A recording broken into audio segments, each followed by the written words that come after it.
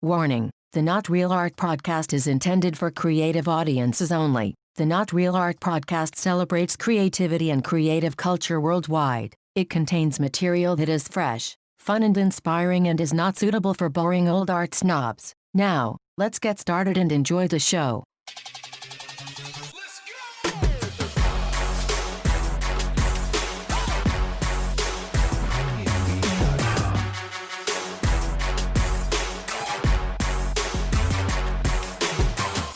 Greetings and salutations, my creative brothers and sisters. Welcome to the Not Real Art podcast, where we celebrate creative culture and the artists who make it.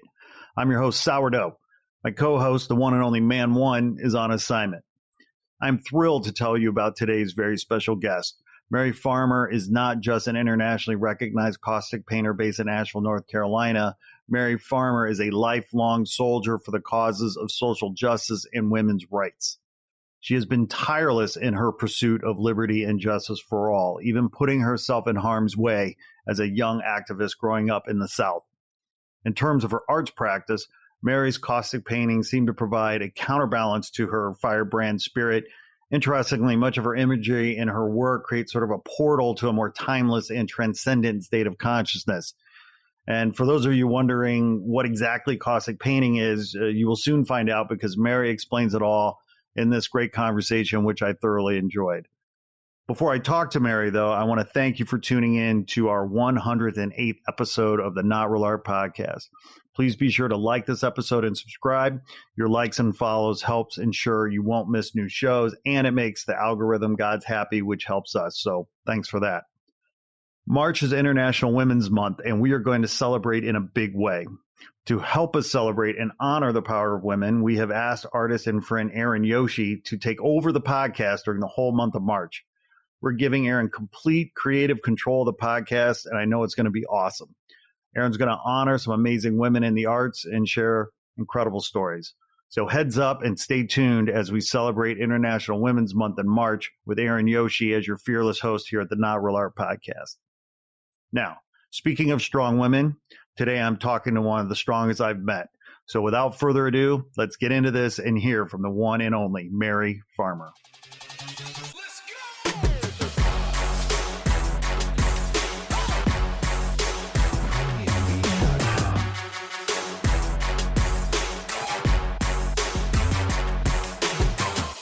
Mary Farmer, welcome to the Not Real Art podcast.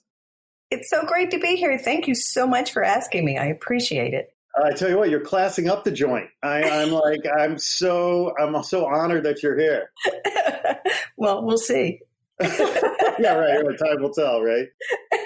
Yeah. So welcome to the podcast. Are you a podcast listener? Do you consume podcasts at all? I love podcasts. I listen to them most of the time in my studio. Sometimes I have to switch to music. Depends on, what's going on with the work. But true confession, I'm really into those murder things. They are so popular. By the way, fun fact, like most of the artists that I talk to that I ask this question to, and I try to start with this question because it's a good way of like level setting and discovering new podcasts, but majority of artists love crime, murder, horror. It's a thing. Well, it's not heavy lifting. Right. For instance, I work in Encaustic and I'm making like 1,000 decisions a minute with that wax because I have to know how hot, I have to know who's coming up through the layers, blah, blah, blah. And if it's like a book where I have to concentrate and know who the characters are, I can't do that. I just tune it out and don't hear it. But the murder stuff, who cares, right? You've heard about it. And if I miss dead anyway. Right, somebody's dead, so who cares? No, kidding. It doesn't require all that mental space. That's why. Right. Yeah, it's good background stuff for you as you're focusing on your work. Yeah. Have you been a guest on a podcast previously? What? Oh my God, this is amazing. Wow, I'm even more honored. There's nothing quite like your first time, right? And yeah, we're not going there. And so, hopefully this experience will be enjoyable enough for you that you want to do it again and again with other podcasts. I hope I don't ruin you this first time out, but it is great to have you here. And, we've sort of known each other for a while, and I've just been a big fan of yours and, of course, your husband's and, of course, your work. And so, so I've been wanting to have you on, and I'm so glad it worked out. I mean, I think, a couple of years ago, I had grand plans to come out and do a visit, and I wanted to have you guys show me around. And then, of course, life, with 2 kids under 8, sometimes it's just crazy. And then, of course, we have, 2020 that comes around and shuts us down. I mean, how are you guys holding up? How have you fared during 2020? Well, we're that certain age, so we're being careful. We have to be very careful. My family's all in Alabama. Several members have had COVID because, excuse me, Alabama, but y'all were stupid, just stupid with the restrictions. So Michael and I have been pretty careful. Our big social outlet is porches 8 feet apart from our friends, and that's just about it. We have to pay attention. We're excited about that vaccine, and let me just say up front, I'm in the line. I'm doing it. Yeah, for sure. No, I mean, one of the analogies that I heard that really resonated in terms of this pandemic is that, in terms of the virus, it's as if there's an active shooter in the building. And by the way, this is a tragic analogy, right, that we even have to use this metaphor, but it's as if there's an active shooter in the building, but the shooter is invisible. Right. So you have to be that much more defensive and that much more rigorous in your defense. And so kudos. And it is that you guys are taking it so seriously. I know we have been quarantining rigorously. My son is asthmatic. So, we had to really double down on that for him. But in terms of your practice, in terms of your work, I mean, in terms of, I've spoken to a lot of artists who, at least initially, of course, were maybe having a hard time adjusting to what was really an unknown entity. Some artists were finding great inspiration and being quite productive in the early days. Some weren't. Some eventually figured it out. Some eventually didn't. I mean, how did it impact your practice? Did you skip a beat? Did you just keep running? How did it play out for you? It changes. But in the early days, when we weren't quite sure, we came under a shutdown order here. I'm in Asheville, North Carolina. And we came in a shutdown order pretty early on. However, my studio is in an off the beaten track sub rosa space. So nobody knew I was here. And true, I did kind of break the rules, but I wasn't around anybody. I have my own facilities in here. I have my own heat and air conditioning system. I didn't share any space with anybody myself. And I took that first time, then we thought we were maybe 12 weeks under quarantine is what we thought at that point. So I took that opportunity just to play. I just took work I didn't like, work that I hadn't finished, all that kind of stuff. And I invented a whole new technique that I started using and that's just cool. Pushed it. It was really cool. And because I was feeling no pressure from outside things, I just let it flow. And that was really, really fun and good for my brain, I have to say, really good for my brain. And then something just shifted and I got slammed with commission work. I feel like what happened is everybody was in the house and they go, oh my God, that is the ugliest wall I have ever seen. I'm calling Mary right now. And the one I have just finished is very special to me. It's Friends. And her birthday is the 26th of December. Could that suck anymore? Oh my gosh. Yeah. So her husband has commissioned a special piece to go across from, it's a place where she sits. It's the first thing she'll see in the morning and the last thing she'll see at night. And he said, I looked at that wall and just decided that's not suitable. So I wanted Sheila to have one of your paintings. And I'm so happy about that. That's wonderful. That's fantastic. Well, your paintings have such a, this is a very oversimplistic way of putting it, but it has such a positive vibe about your work. I mean, your work exudes an energy that is soothing and calm and refreshing and reassuring and empowering. Thank you. That's the mission of my work. I feel like sometimes I stumble over these words a little bit, but I feel like that we all have this problem where our space, our personal space, we don't give it to ourselves. And particularly now, we're all jammed in our houses together. We're fighting for the computer and the bandwidth time. When you go out, you're cautious about everything. So the lack of stress-free space for our personal comfort and shelter, I think is extremely important. And it's a life thing. This will be a little heavy, forgive me, but this is how it came about. When I was a little girl, I finally got that language where I could tell my parents that I was being sexually assaulted by a neighbor. And having the language and getting that out, I felt it was uncomfortable. I was violated. I felt ugliness and I felt terribly ashamed. But I got great strength from that. And I knew that I was going to have to take care of myself. And I knew that I was not going to let that person define me. So I take that time. I think that space is very important. I understand it very well. And then 50 years later, I decided I was going to climb a mountain. So I trained for a year. Nice. I woke up on a cold gray morning, much like the one I'm looking at today, and I reached the top of Mount Kilimanjaro. I touched the sign, Uhuru. Fuck you, Proud Boys, Uhuru. 19,131 feet. And amazing. I got amazing strength from that. And I knew if I made up my mind, I could do it. That's incredible. That's incredible, Mary. I had no idea that you were a survivor. How old were you when you found that language to be able to tell your parents about this? Oh my gosh, I think I was in the second grade.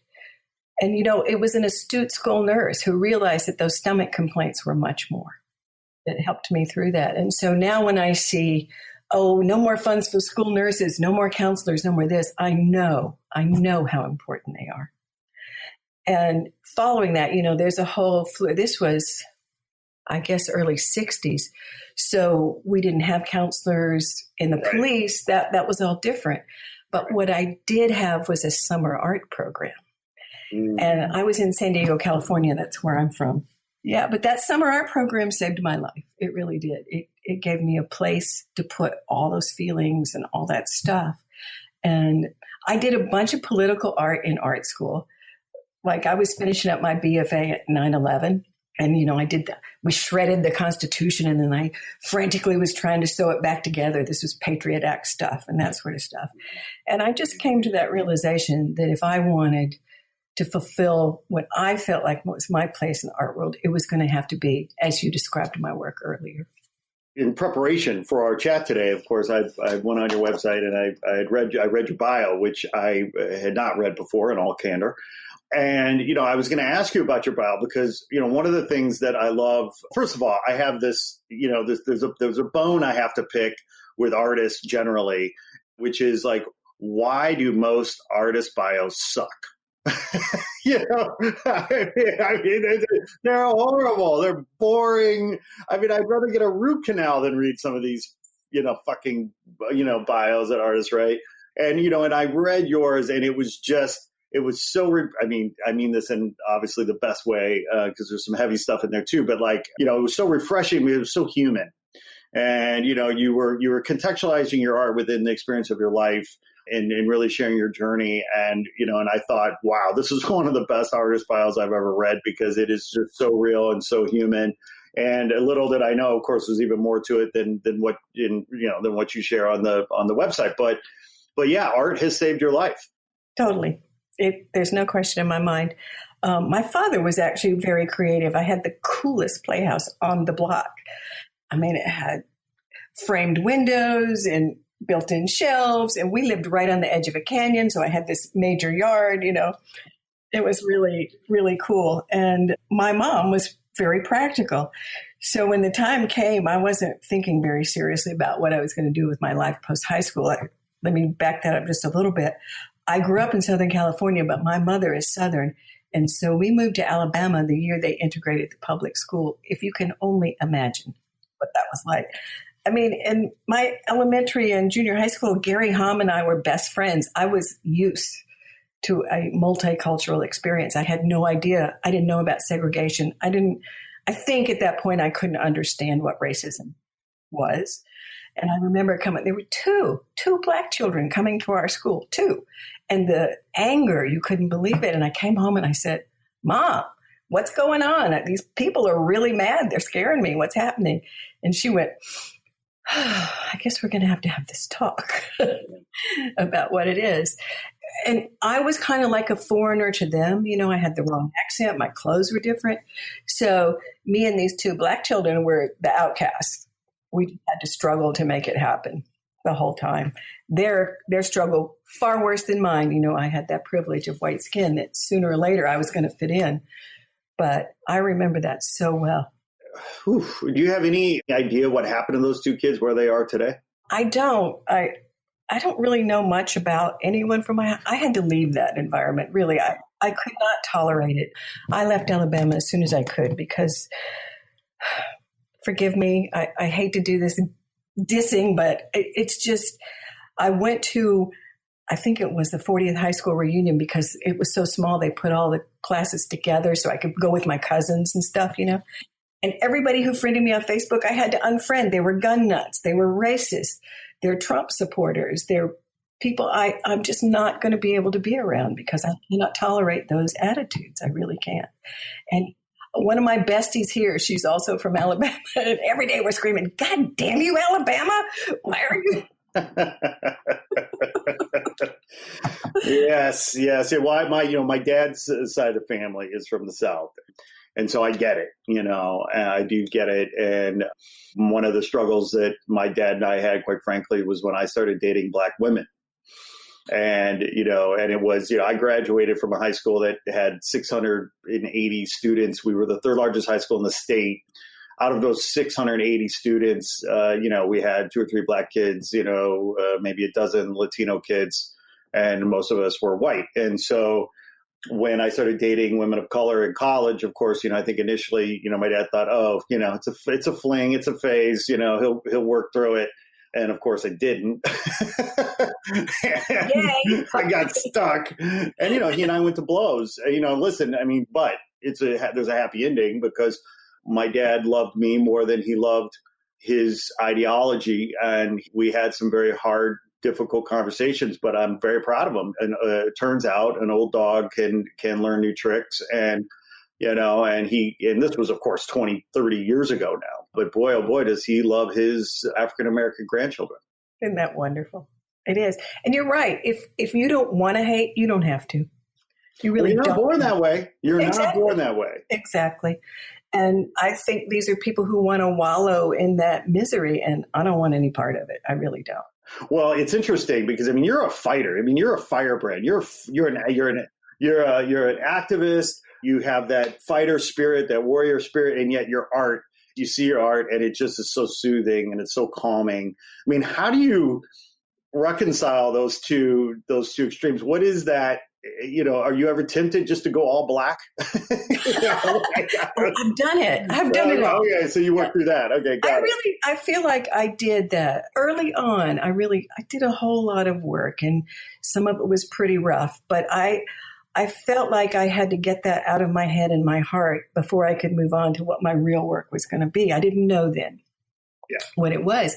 And yes, I'm a fighter. I started in the early 70s. I opened up abortion clinics in Alabama, Mississippi, and Georgia. So I was a little crazy, quite frankly, because those were hotbeds of hatred. Well, no. You know what it is? You're a pragmatist. Women need a healthy, safe choice. They're going to figure something out. And if they don't have a healthy, safe choice, they might do something worse. And God damn it, a white man should not have any jurisdiction over a woman's body or what she chooses to do with it. How this is a fucking debate. I don't understand. But I have no idea. It's, the politics of women and sexuality, I could go on for hours about this. And, if you think about, you're going to tell me when to have a child. I was not mother material. I chose not to have children. I'm grateful every day that I don't have children because I wasn't that person. I was out there in the streets fighting for things. And it was my friends used to say this to me. It's a long time ago, just so you know. But they say, so here's Mary with kids. Hey, I've got my date. What are you doing tonight? But, oh my gosh, that education was amazing. I was in my early 20s and I would have to go down to the legislature to stop some of these issues. In those days, we could make a few changes. And I'll never forget this because the sexism involved in it just makes you just want to scream all the time.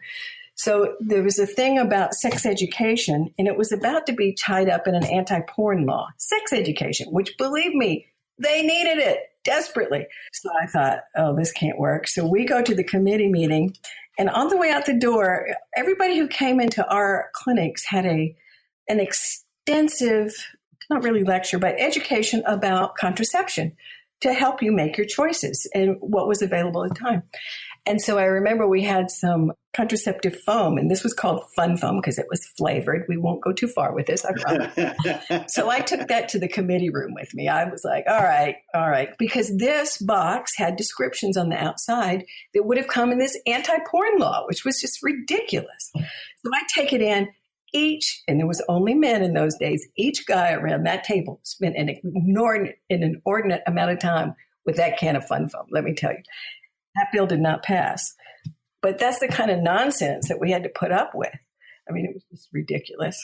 Well, God bless you, Mary Farmer, because the fact that you were on the front lines, really putting your own personal safety at risk for the cause. And I know a lot of people who love to talk, but there's no action.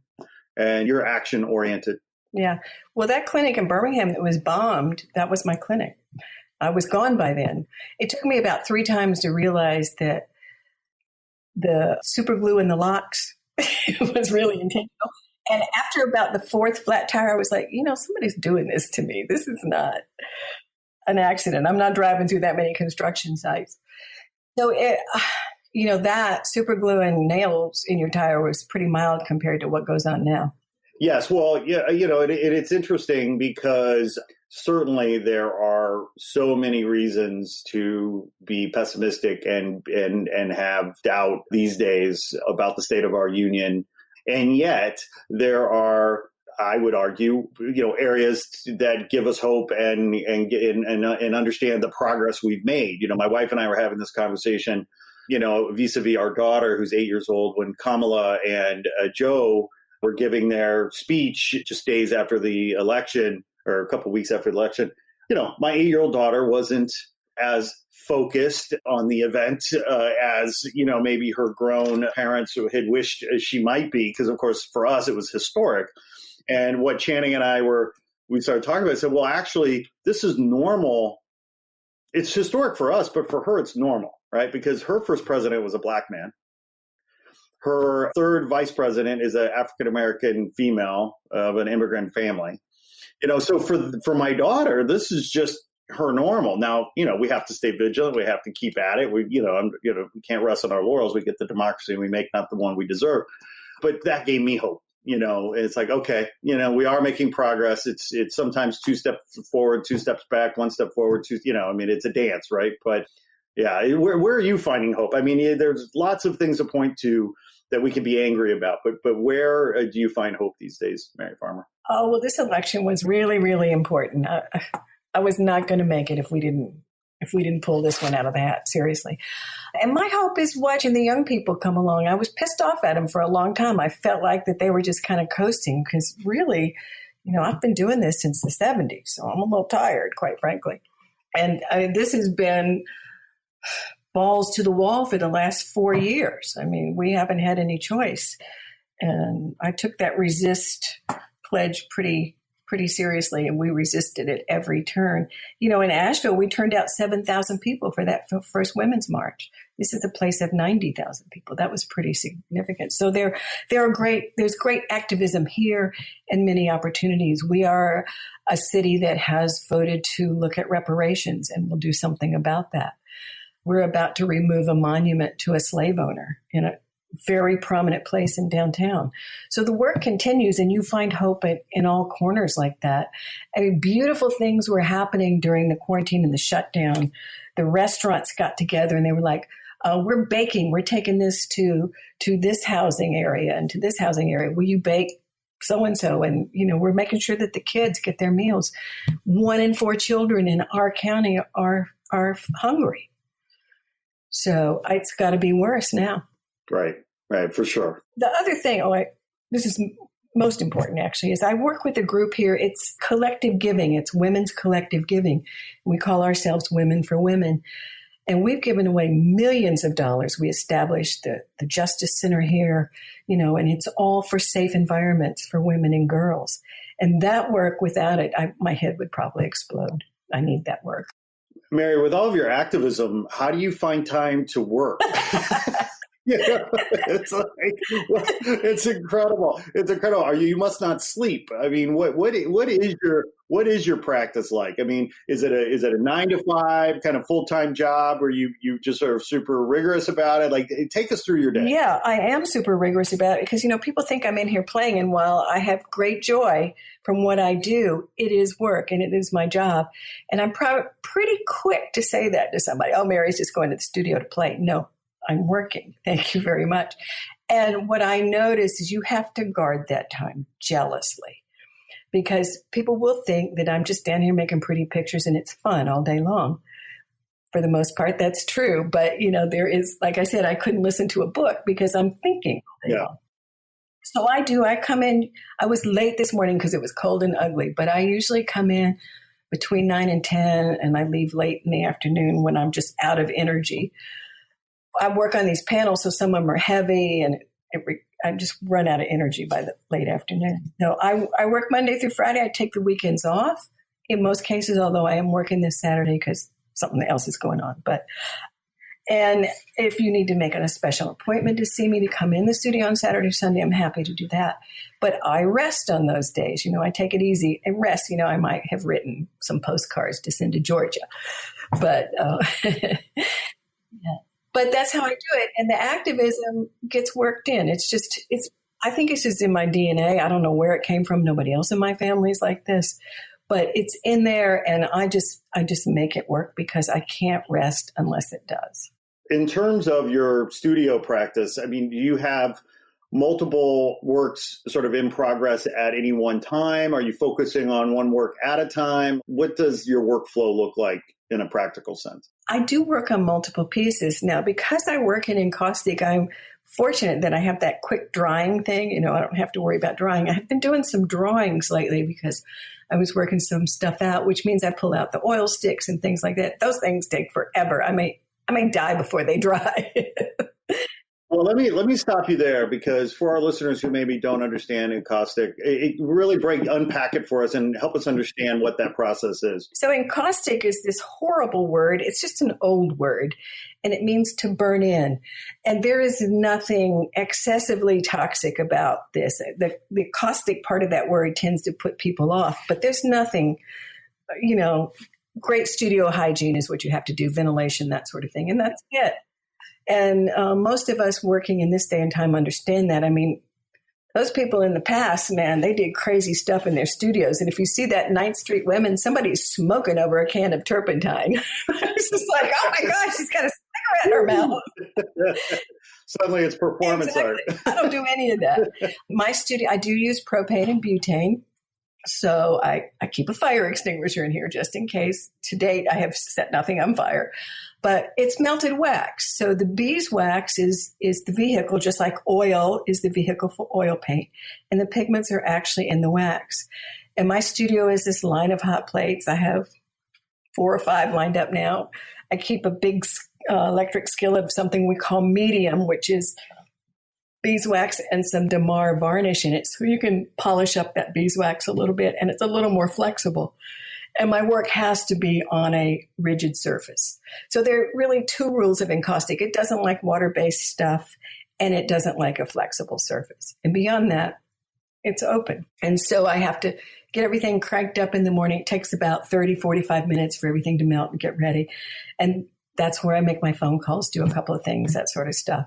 The wax gets ready, and I start on the pieces, and I keep them up on a wall around me, particularly the ones that I'm working on, so that I can look at them for a lot. And when I do a commission piece, I put it up, and then when I think it's done, I have to study it just a little bit. So I hang it on a separate wall away from the others because they're all talking to me. So I have to get it away from that chatter and just see if indeed I'm done. And usually I like to look at them for 2 or 3 days after I think I'm done, just to be sure. And you'll hear many artists say that. When is it done? That's a tough decision sometimes. And it's, for me, particularly with encaustic, it's easy to go over the top. And you're like, oh, man. So then you have to scrape that back and come back to wherever it is you wanted. And that's an interesting way to do it because we scrape in. And so there's this concealing and revealing all through the process, which is, to me, quite exciting. So Encaustic as a medium, as a process, how did you discover it? Who introduced you to it? Obviously most of us start with, basic pen and paper. We might graduate to paint, watercolor or whatever, acrylics or oils. I mean, you're my first guest and certainly maybe one of the first artists I've talked to that works in encaustic process. How did you discover it? How did it discover you? So when I went back to school for my BFA, I thought I was just going to be a famous oil painter. I wanted to get better at oil painting. If I say so myself, I was pretty good at it. I kept transferring schools. This is a funny thing. I went first to one school, but it was not rigorous enough for me. There were no academic standards for this school. If you could write the check, you could get in. And so when I took all the painting for that, I was not challenged. So I transferred to Georgia State in Atlanta, which at that time was this really gritty inner city school. And I loved every moment that I was there. I mean, it was just awesome. And we had to throw elbows to get studio space and do our photographer work and all that, but it was fabulous.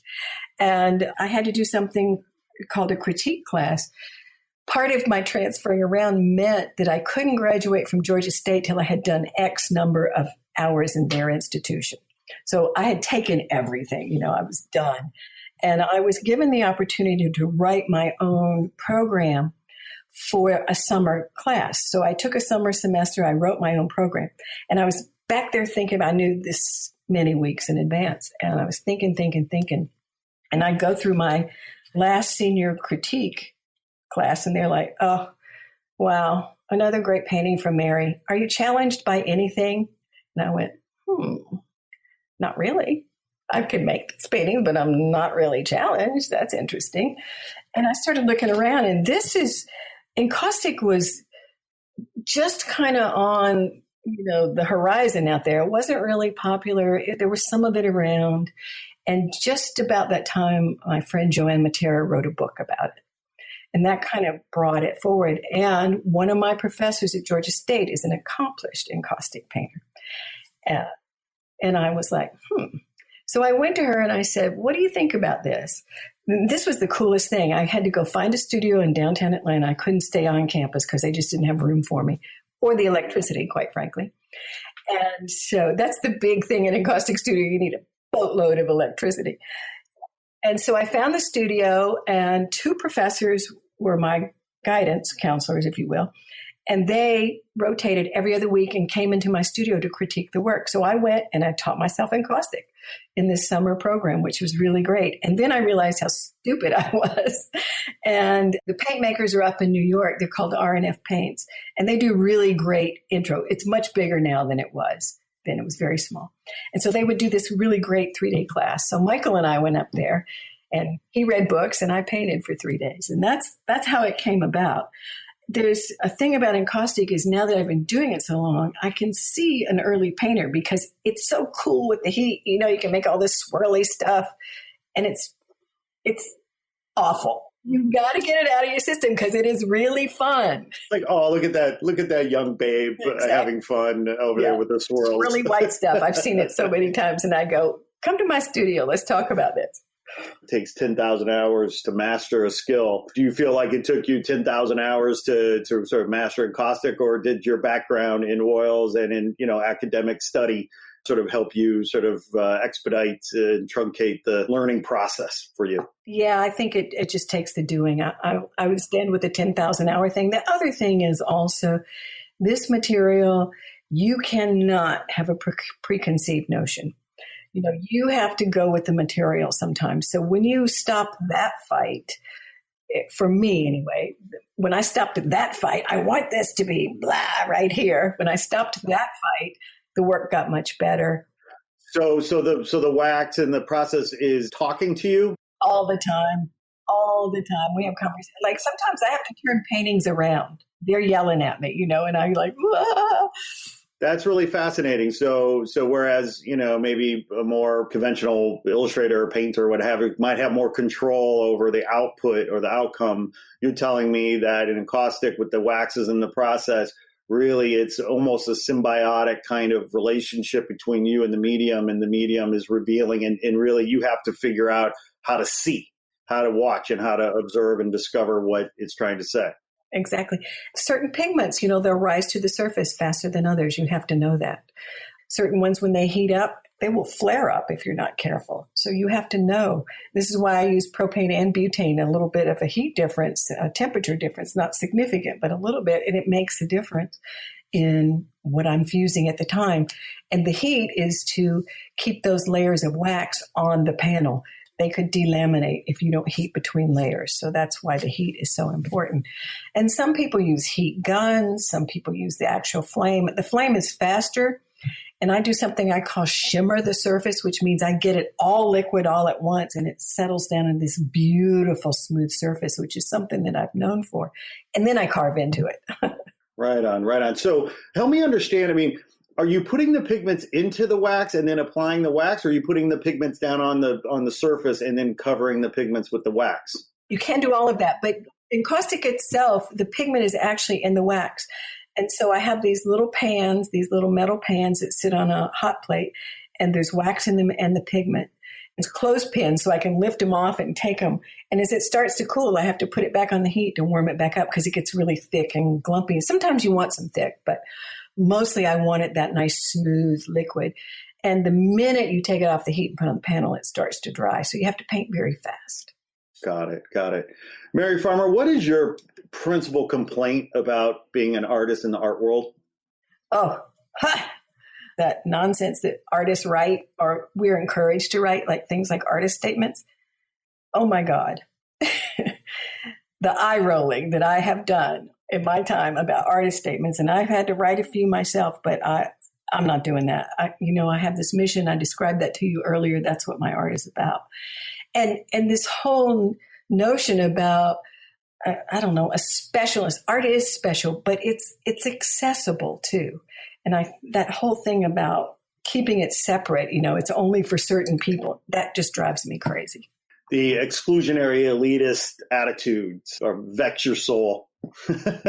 Yeah. Art is important to all of us. We know that. There are studies after studies after studies about how art affects your space. In Michael's office, just before he sold his business and you met him in California, as you might imagine, he had a lot of art in his office. And when they went to look at suitors for the company, I remember his partner coming back and going, "Oh my God, we can't work with those people. Do you know there's no art on the wall in that office?" And I was like, "You're right. You can't work with them. These are soulless people." It speaks volumes. Yeah. These are soulless people. So there's a snottiness part that I just don't like that. It's useless. And I don't know what that serves, but some people like it. I think sometimes artists are suspicious of each other because of that kind of stuff. We're sort of set up for it. I tend to think that I am generous. And when a young artist or an established artist comes to me and says, "I need help. You seem to know what you're doing marketing." Really, I'm faking it just like everybody else, but I'm doing it. I'm happy to share. I don't have any secrets. I don't know anything special. I post every day. There you go. We don't talk enough about business practice, right? How artists handle their business practice. And I understand it's like, taking your medicine or exercising or, doing your homework. It's not the fun stuff. We all want to be painting. We all want to be creating. We all want to be making. But if you're a professional artist, you have a business to maintain. How has your business practice developed? How do you approach managing your business, Mary Farmer? Well, I agree with everything you said. It is a business, and I look at it that way. I was incorporated. I have an accountant. I use QuickBooks, which PS is way above my pay grade, but I use it because it helps my accountant. I have copyright stuff. You can't steal my work. I had licensing agreements. It's a business, and I see it as such. And yes, some days I don't like doing that part. It's two sides of my brain. And Michael will know when I have been painting or when I have doing business. He can tell by the way I come home and interact. How much wine you drink that night? Exactly. Which one side of the brain, please? Yeah. But I think it's a real cop-out for people going, "Oh, I don't want to market my work." Well, what the hell? Are they just going to come running down to your studio and buy the stuff? No, they're not. You have an obligation. If you believe in your work, I happen to believe in mine. If you believe in your work, your obligation is to share it with that public. Well, and it's changed a lot too, right? The tools to share your work have been democratized for so many years, right, there was sort of one business model, and everybody sort of aspired to have a gallery represent them, because then the gallery did all the heavy lifting of the sales and the marketing and the promotion. I didn't have to worry about it as an artist. And, of course, getting a gallery to represent you was also a sort of an accreditation of your value or whatever as an artist. So, but with the digital revolution, with the amazing tools that we now have to self-promote, self-market, and direct to consumers, buyers, boy, has the playing field been leveled. And it's very empowering, but it's also fascinating. I mean, I definitely see a disparity among artists in terms of those who embrace these tools and those who don't. And it's interesting. I think a lot of times it boils down to, artists, I'm sorry, but, like so many people are fucking lazy. They're scared. They don't want to do the heavy lifting that goes. They just want to play, make art, which is great.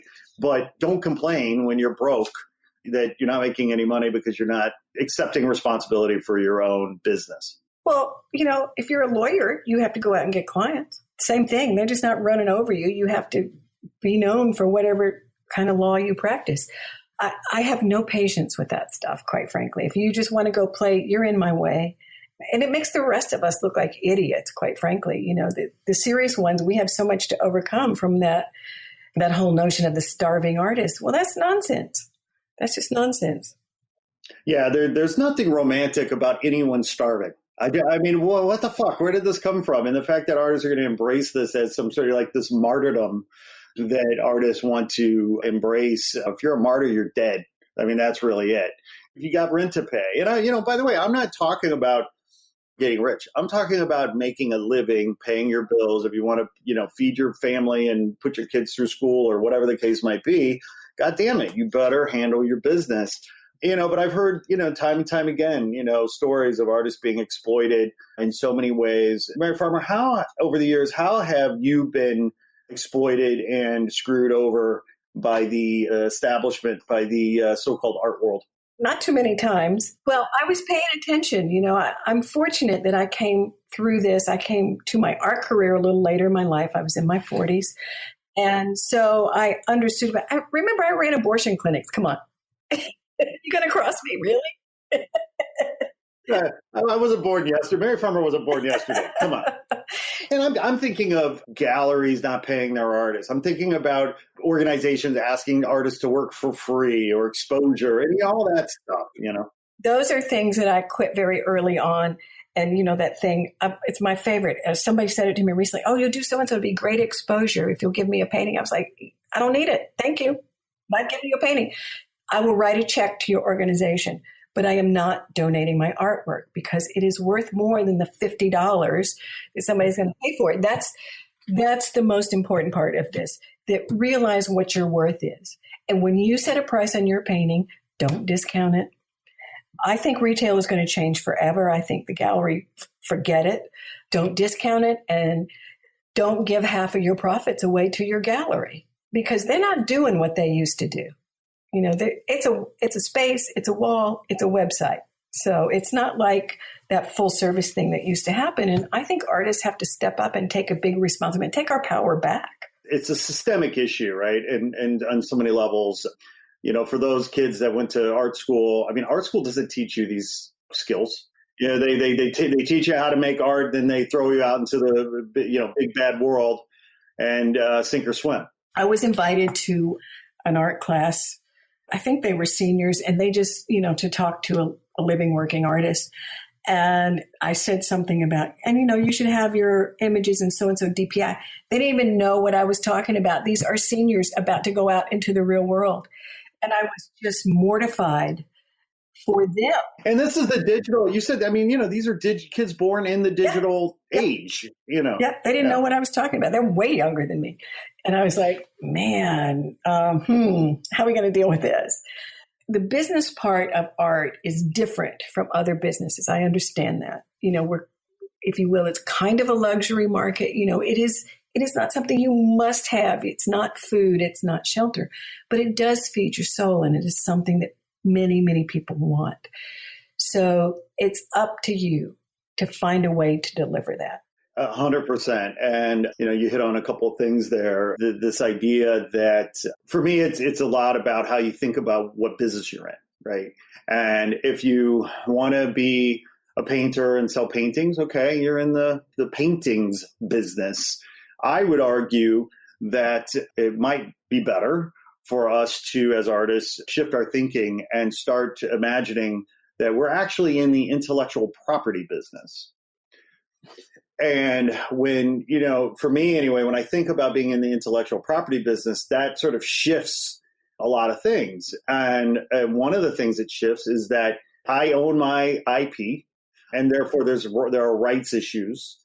Suddenly you can have conversations about licensing and you even think about media management differently. It's like, okay, if I'm in the intellectual property business and I can monetize my IP and make money when I sleep because I can, sell my rights, then I absolutely better get a high-res capture of that canvas for my image database, because that painting will sell, but I'm going to keep that image and I can license it and so on and so forth. And it's just this interesting shift.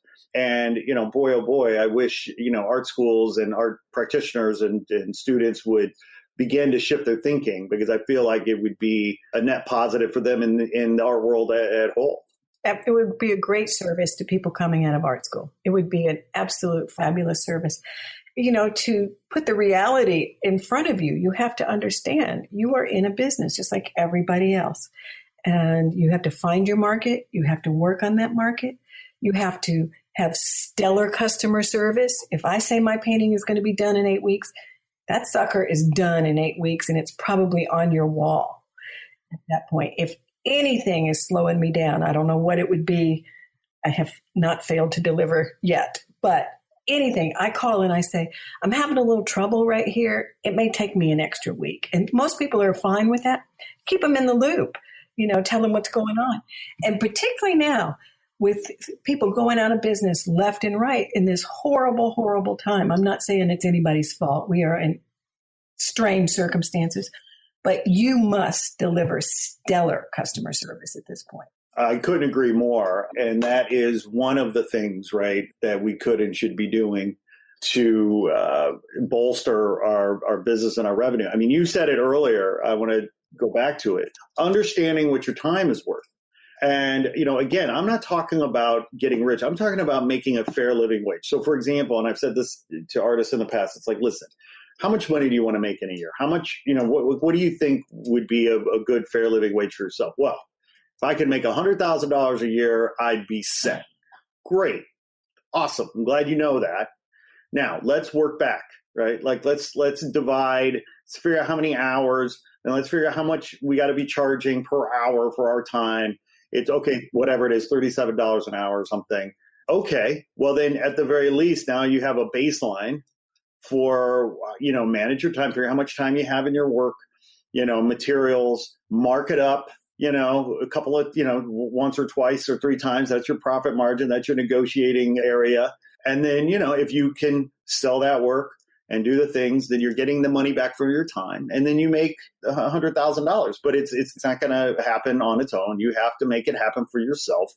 But of course, these ideas they're commonplace, right? In the business world, so to speak, but it's almost heresy in our world, because of course we want to keep these things exclusive and precious. And because of course, it's not in the art world's best interest to democratize art. They want to keep it a luxury item. Well, and you just give up your power. If you're not taking that responsibility and going, okay, for me, I have to sell X number of pieces a month, depends on the size, to pay my rent, pay my internet bill, buy the next supplies, have money for Mary, because I actually put the work in, so I think I should be paid for it. Understanding that and knowing where those levels are, it makes you feel so good because you get it. You're just not in there with your head down, not paying any attention. You know what you're doing. And it makes you stronger and better as an artist.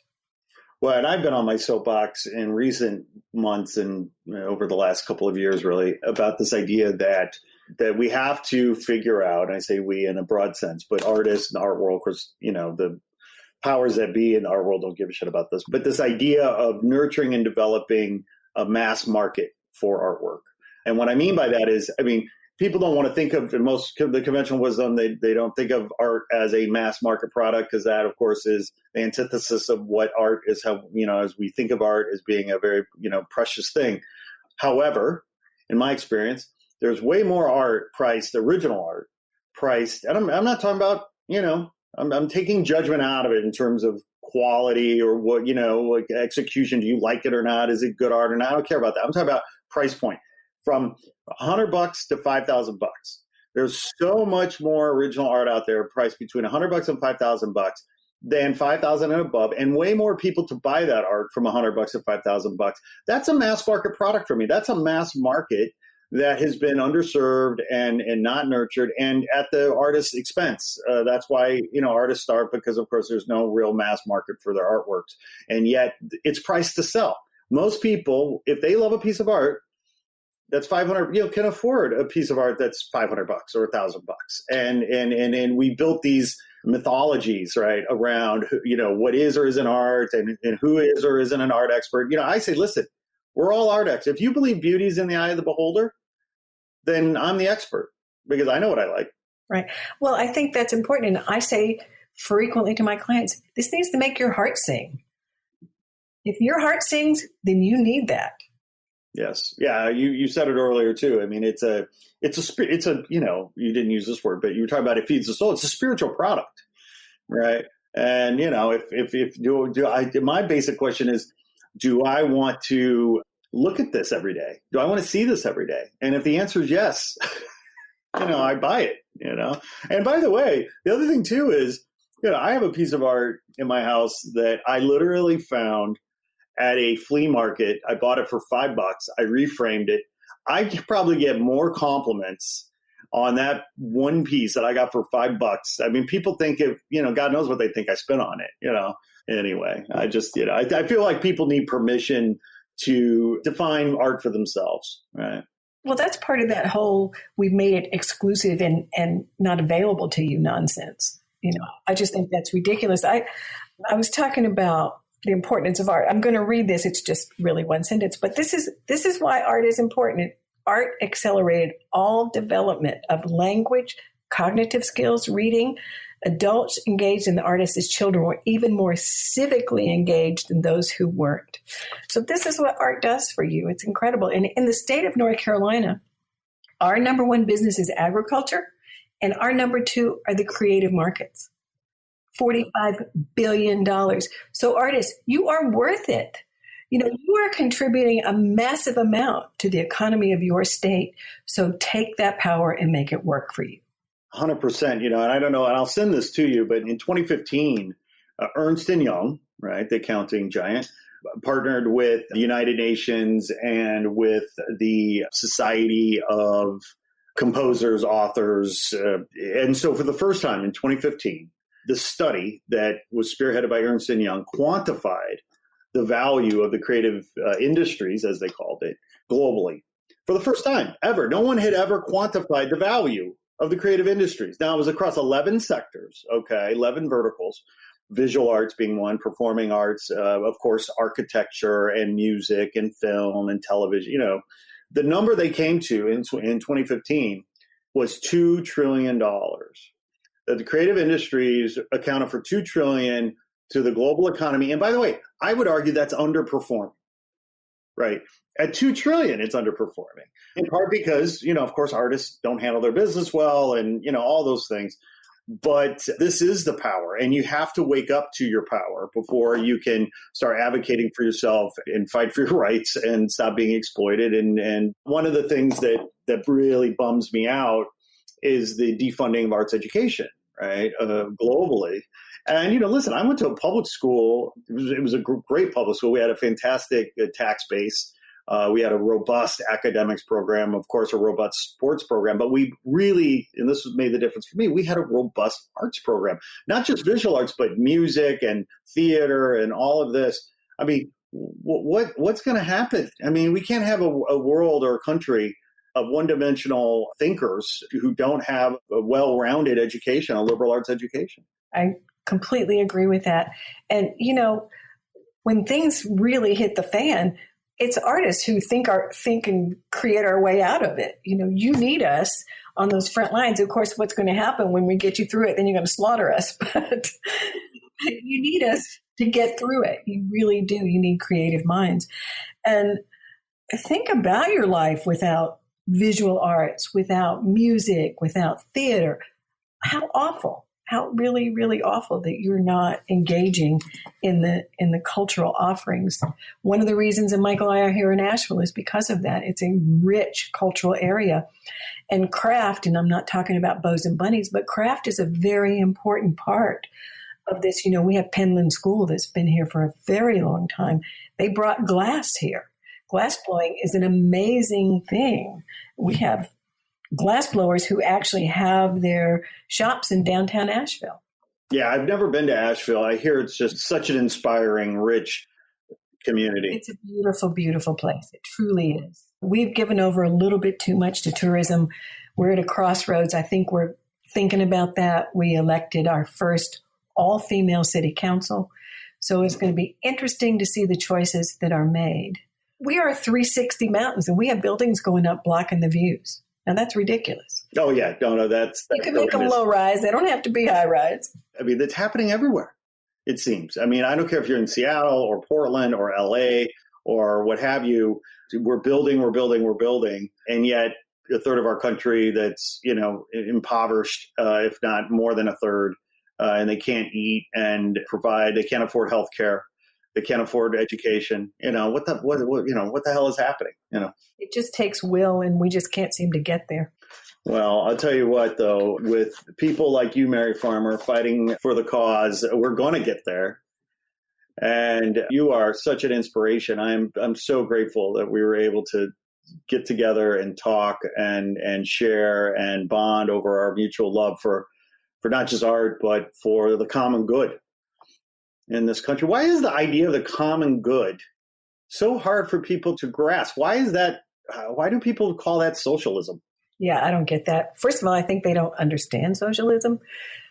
And that's a very long discussion about public education. But I think that's part of it, that words have been charged and people don't really understand their meaning. And, what I just said a second ago, it's the will. I don't understand why the will is there. We come from this place of scarcity. We don't want anybody else to have it, And I don't believe in that at all. I believe there's plenty out there. Let's just share it and spread it around. What the heck? I mean, how many cars can I buy? How many garages can I fill? How many rooms in my house can I live in? How many shirts do I need, really? Yeah, my wife tells me all the time, how many black T-shirts do you need after? Exactly. I'm like, well, apparently I need all of them. I don't. Exactly. But there's plenty to go around. It's just the will, and it's reframing all these arguments. And I don't want to go into this one, but because it's a long, long conversation. But for instance, defund the police. That is a terrible slogan. I completely agree with the theory, but we have got to reframe these arguments because there are 70 million dumbasses out there. Excuse me. I'm sorry, no, but true. I'm so Speak the truth. Come on. Out there who believe that, COVID is a hoax and all that nonsense. And we must reframe these arguments. We have to. I'll also suggest that, and call me naive, call me romantic, because this will probably never happen. But because I'm sort of a systems guy. Like I like to think of things in terms of systems, and I'm also kind of a root cause guy. Like I want to find like the drivers, and there aren't silver bullets in life, but sometimes there are bullets that are more silver than others. And I just keep going back to. We will continue to have these same problems, and they could even get worse until we get serious about education reform in this country and educating our citizens to be the smartest, most well-informed, most critical thinkers on the planet. We will continue to, have these same problems. But of course, the Republicans don't want education reform because they know that educated people tend to be more liberal. So it's well. And, you can't make these decisions without good art programs. Critical thinking is a significant thing that is developed in an art program.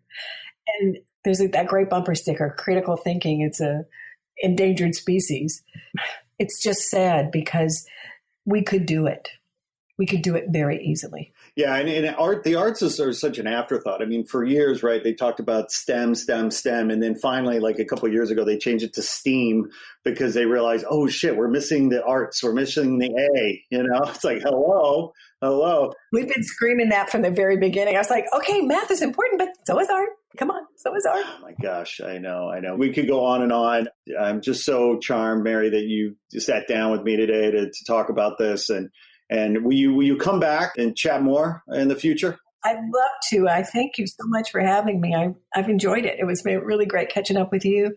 And thanks for letting me talk about all these things I care about. So for our listeners who don't know your work and are just learning about you for the first time, where can they find you online? Where can they see your work? Do some shout outs to promote your work a little bit here. So I've been at this so long. My website is actually maryfarmer.com.